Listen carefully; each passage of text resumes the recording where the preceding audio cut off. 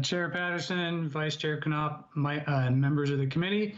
For the record, my name is Mike Powers, and I am president of SEIU Local 503. I'm here today to speak in support of House Bill 2081, and I am speaking on behalf of both the SEIU Local 503 and Local 49.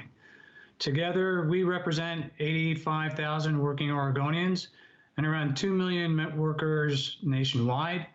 Our mission is to achieve a higher standard of living for our members and their families by building an Oregon that works for all of us, no matter what we look like or where we live.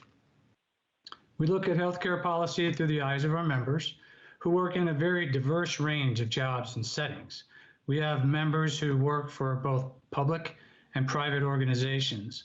Our members work in hospitals, nursing homes, home care, the Portland Airport, facility services, manufacturing, and nonprofit organizations. Our members work in local governments and at many state agencies, including all 7 public universities. On behalf of our members and working families all over the state, we advocate for policies that will lower healthcare costs. Many studies show that healthcare prices in Oregon are high relative to the rest of the country, as you just heard, and our prices are growing faster than most other states. For example, in 4 years from 2013 to 2017, healthcare prices in Oregon rose by almost 29%.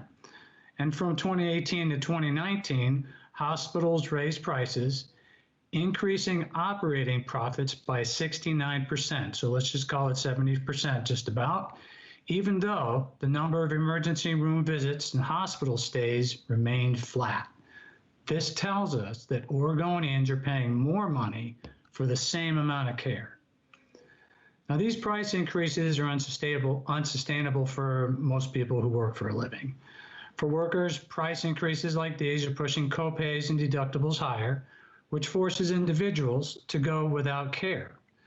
Rising prices also exacerbate health inequalities, hitting families with the lowest incomes the hardest, as healthcare costs eat up a bigger and bigger part of limited paychecks.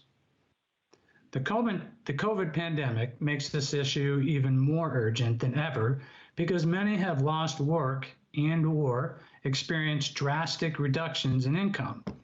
A national survey released late last month found that 35% of low-income earners are unable to pay or were unable to pay for care in the prior 12 months.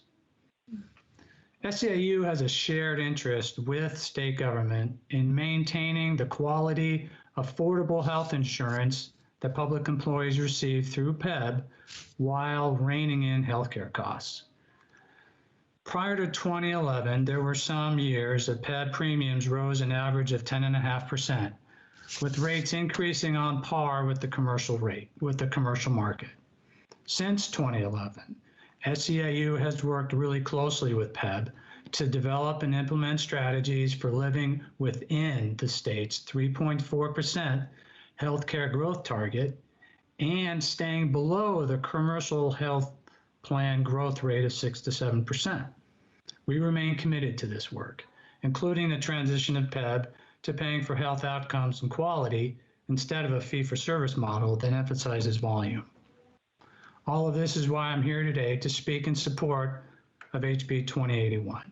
This bill adds essential enforcement components to the cost growth target work adopted by the legislature in 2019 with Senate Bill 889. We are in strong support of the menu of options outlined in HB 2081 to facilitate compliance with the cost growth target. We think the options provide the right balance of flexibility that allows for learning and improvement alongside the enforcement tools that the state can use in the case of repeated willful violations of the target. Thank you so much for your consideration. Thank you for the opportunity to testify before you today, and I'm happy to answer any questions.